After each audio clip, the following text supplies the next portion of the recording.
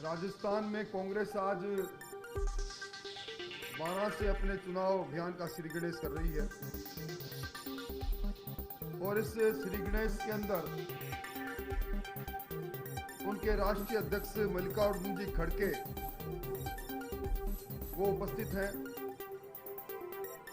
राजस्थान के मुख्यमंत्री और राजस्थान विधानसभा के स्पीकर भी उपस्थित हैं। ये तीनों किरदार वो हैं जो सितंबर के अंदर जब खड़गे साहब आए थे तब खड़गे साहब विधायकों का इंतजार करते रहे, विधायक नाराज रहे और अपना त्याग पत्र लेकर विधानसभा अध्यक्ष जी के पास चले गए। त्याग पत्र स्वैच्छिक था या नहीं उसका आज भी फैसला उच्च न्यायालय में लंबित है। आज ये तीनों किरदार वहां उपस्थित थे और जिस मुद्दे को लेकर ईआरसीपी के मुद्दे को लेकर इन्होंने अपने चुनाव अभियान का श्री गणेश किया है, उस मुद्दे का आधार लोगों को गुमराह करने के बाद साथ साथ असत्य पर टिका है। राज्यपाल का अभिभाषण सबसे संसदीय लोकतंत्र में सबसे पवित्र दस्तावेज के रूप में माना जाता है। इस बार जो 23 जनवरी 2023 को महामहिम राज्यपाल का अभिभाषण विधानसभा में पढ़ा गया, उसके पैरा 170 के अंदर इन्होंने ये कहा कि 2051 में ये ईआरसीपी के प्रोजेक्ट को पूरा करेंगे।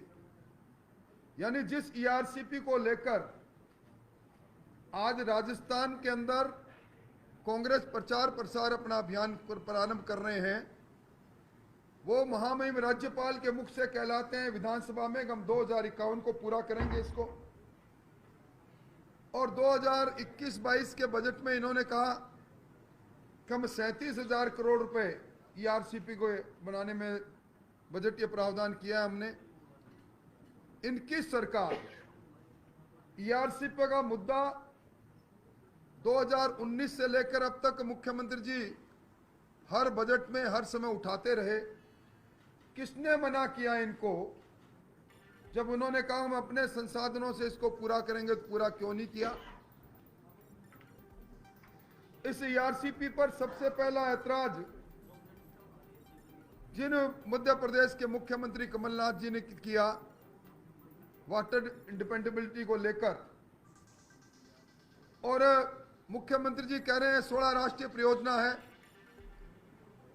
वो 16 राष्ट्रीय परियोजना उसको साफ गोई से बताना चाहिए कि उनके मापदंड और मानदंड क्या वो नहीं है जिन्हें उनकी खुद की सरकार ने प्लानिंग कमीशन ने बनाए थे। उन मापदंडों के आधार पर, उन्हीं के बनाए मापदंडों के आधार पर क्या ईआरसीपी खरी उतरी गई?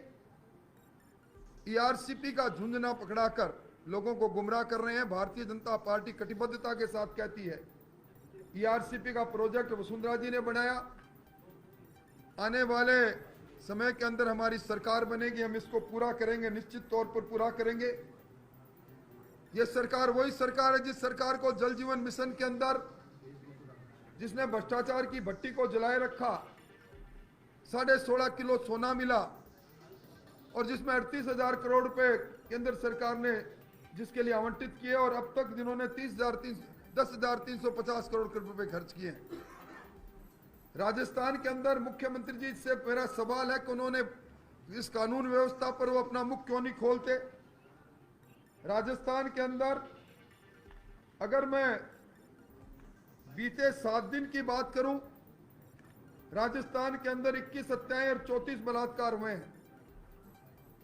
अगर मैं बीते 1 दिन की बात करूं, राजस्थान के अंदर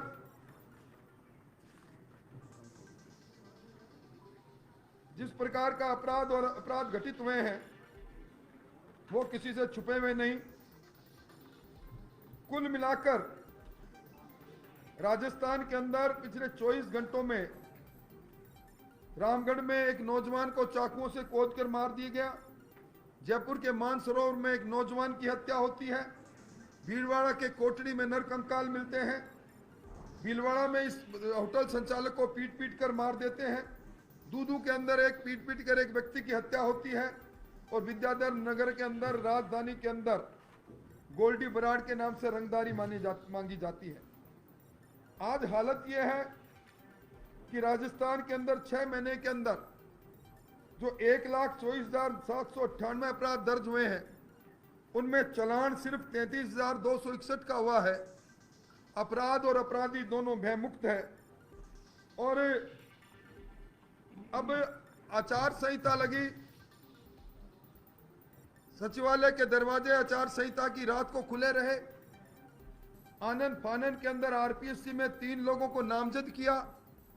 संवैधानिक संस्था में नामजद करने के बाद एक सदस्य का नाम लेकर मुख्यमंत्री जी कहते हैं मुझसे गलती हो गई। तो क्या बाबूलाल कटारा, जिनको उन्होंने नामजद किया था, जो खुद पेपर चोर करते पकड़ा गया, वो गलती नहीं थी? उसके लिए कौन माफ करेगा इनको? मुख्यमंत्री जी कहते हैं, अब आज भी सभा में कहा कि मेरे 7,56,00,000 गारंटी कार्ड है। उन गारंटी कार्ड पर उनकी तस्वीर भी है। वही गारंटी कार्ड इस सरकार की जाने की गारंटी बनेंगे। और आज इन्होंने जिस प्रकार राजस्थान को आर्थिक आपातकाल में ढकेला है, राजस्थान में the Rajasthan state power finance और फाइनेंशियल सर्विस कॉरपोरेशन लिमिटेड बनाकर 1,000 करोड़ रुपए हाउसिंग बोर्ड को, इस कॉरपोरेशन को ट्रांसफर किए लोन लेकर, फिर अपने कंसोलिडेट फंड में ट्रांसफर किए। रिको से 1,000 करोड़ रुपए और 1,500 करोड़ रुपए इन्होंने आरटीडीसी से लिए। आज हालत यह है, जिस ओपीएस की दुहाई सरकार देती है, उसकी ब्रांड एम्बेसडर जिस टीचर राजकुमारी जैन का नाम इन्होंने फोटो छापा, वो भी कहती है मुझे भी ओपीएस का लाभ नहीं मिला। सरकार नए जिलों की घोषणा करती है, सुजानगढ़, मालपुरा, कुचामन का नोटिफिकेशन तक जारी नहीं हो पाता। 19 दूसरे जिलों के अंदर जिला निर्वाचन अधिकारी उन जिलों के नहीं, पुराने जिलों के लिए इसलिए बनाए जाते हैं कि जिले के अंदर जो आधारभूत संरचनाएं होनी थी वो नहीं की।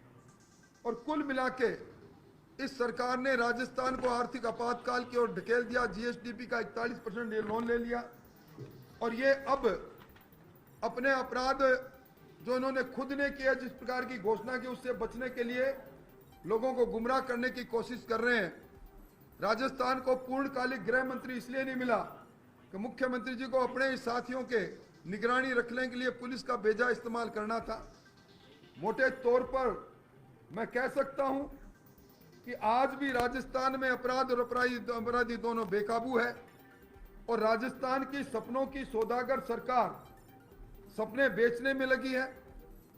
मुख्यमंत्री जी कहते हैं कि ये कुर्सी मुझे छोड़ती नहीं, और इनके राष्ट्रीय महासचिव कहते हैं कि हम बिना चेहरा इस बार चुनाव मैदान में हैं। ये सारे सवाल इस बात को सिद्ध करते हैं कि आपाधापी का वातावरण बना है और इस सरकार की विदाई का समय है। मैं आपके सामने सरकार ने जो अपने राज्यपाल के अभिभाषण में जो बोली, उसका दस्तावेज, और जो 21-22 में बजट में इन्होंने उस योजना को पूरा करने के लिए 37,000 करोड़ की घोषणा की, वो भी आपके सामने वितरित करूंगा। कुल मिला के इन 2 विषयों पर मुझे आपसे बात करनी थी। अब आपका कोई सवाल हो तो मैं उसका जवाब देने के लिए तैयार हूं।